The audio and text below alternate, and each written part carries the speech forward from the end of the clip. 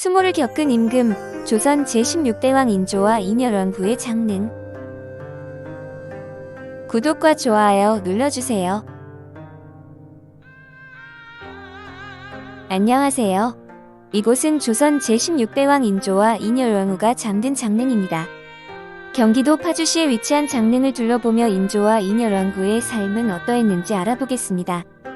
조선 제16대왕 인조는 원래 왕자 출신이었습니다. 그는 조선 제14대왕 선조의 오남인 정원군의 첫째 아들로 태어났습니다. 1595년에 태어난 인조는 선조의 첫 번째 손자였으며 능양군이라는 봉호를 받았습니다. 능양군이던 인조가 태어났을 당시에는 임진왜란 도중이었기에 그가 태어난 곳은 해주행궁이었습니다. 왜군의 침략으로 해주행궁으로 피난간 시기였기 때문에 인조는 이곳에서 태어났습니다. 혼란한 시기에 태어난 능양군은 할아버지 선조의 사랑을 받으며 자랐습니다.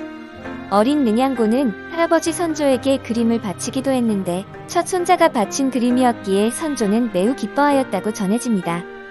할아버지의 사랑을 받은 능양군은 건강하게 자랐습니다.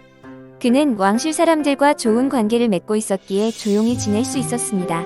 아버지 정원군은 왕의 오남이었으며 이미 뛰어난 정치력을 갖춘 광해군이 세자였기에 능양군은 임금이 될 위치가 아니었습니다.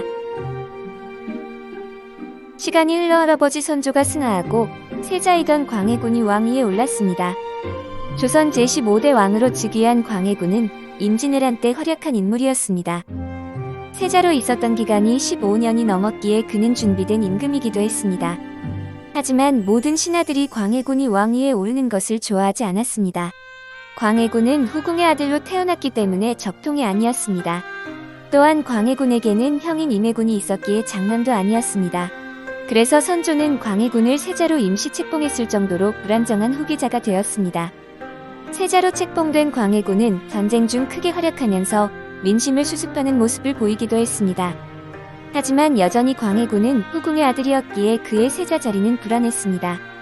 임진왜란 이후 1606년 선조와 세 번째 왕비 인모광후 사이에서 영창대군이 태어났습니다.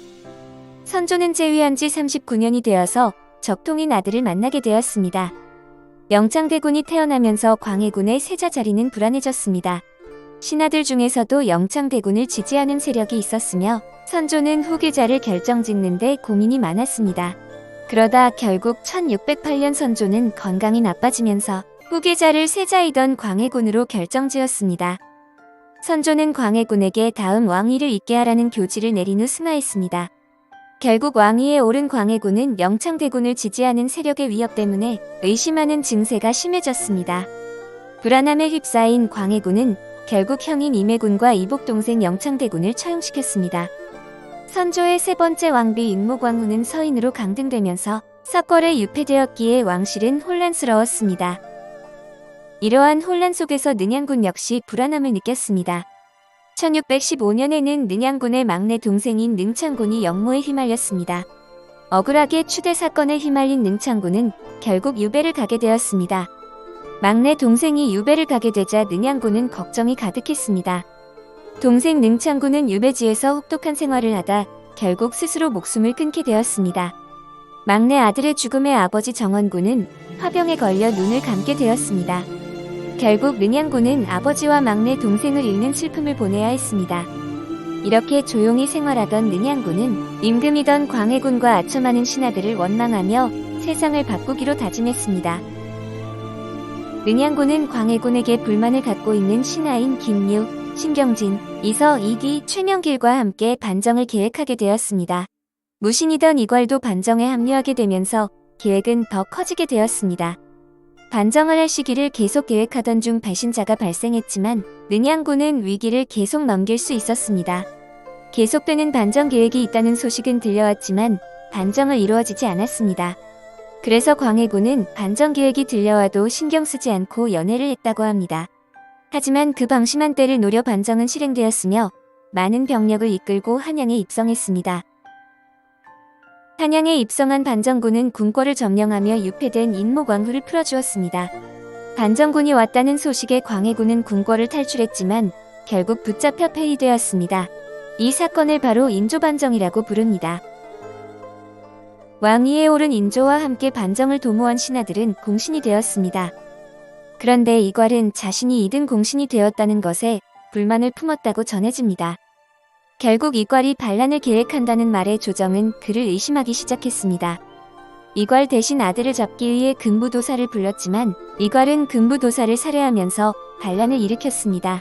그가 반란을 일으킨 계기가 무엇인지 정확히 알 수 없으나 금부도사가 죽었기에 큰 문제가 되었습니다.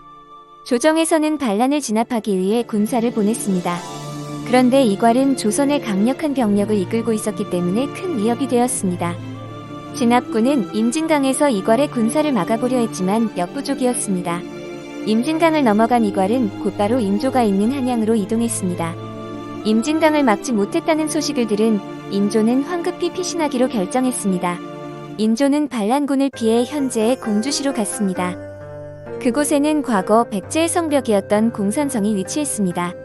인조는 공산성에 들어가 불안한 정세를 수습해야 했습니다. 이괄의 반란군은 임진강을 넘어 한양에 도착했습니다. 한양을 두고 떠난 인조의 모습을 보며 백성들은 원망이 가득했습니다. 그런 상황 속에서 이괄은 비난 중 대열에서 이탈한 선조의 신남 흥안군을 새 왕으로 추대했습니다. 이렇게 한양을 점령한 이괄은 다음날 진압군과 전면전을 벌였습니다. 반란군의 숫자는 정충신이 이끌던 진압군보다 더 우세했습니다. 진압군은 바람이 반란군을 향해 불 때 고춧가루를 뿌리면서 이괄이 도망친다는 소리를 내질렀습니다. 눈에 고춧가루가 들어간 반란군은 놀라 당황하며 후퇴하면서 패하게 되었답니다.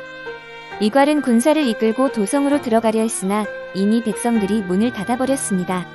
결국 이괄은 한양을 포기하고 경기도 이천으로 후퇴했습니다. 경기도 이천으로 후퇴하게 된 이괄의 반란군은 처참한 상황이었습니다. 부하들은 이괄에 대한 충성심이 흔들릴 정도였습니다. 더 이상 반란군이 승리한다고 장담할 수 있는 상황이 아니었습니다. 그래서 이괄의 부하들은 자신들의 목숨을 지키기 위해 이괄을 배신하기로 다짐합니다. 그렇게 이괄은 잠을 자던 도중 부하들로 인해 목숨을 잃었습니다. 부하들은 이괄을 살해한 뒤 목을 가지고 진압군에게 항복했습니다. 왕으로 추대된 흥안군은 이괄이 전투에서 패하자 경상북도 봉화군으로 숨었지만 발각되었습니다. 반란군의 왕이었던 흥안군은 한양으로 끌려가 처형되었습니다. 그렇게 조선을 뒤흔든 이괄의 난은 끝이 났습니다. 이괄의 난이 끝나자 인조는 공산성을 떠나 다시 한양으로 돌아왔습니다. 한양으로 돌아온 인조는 반정과 이괄의 난으로 인해 민심을 회복할 시간이 필요했습니다. 임진왜란 때 태어난 평범한 왕자가 반정으로 왕이 되었지만 반란으로 혼란을 겪었습니다. 능양군에서 왕이 된 인조의 삶은 과연 평온할 수 있을까요? 다음 편에도 조선 제16대 왕 인조의 삶을 알아보도록 하겠습니다. 시청해주셔서 감사합니다.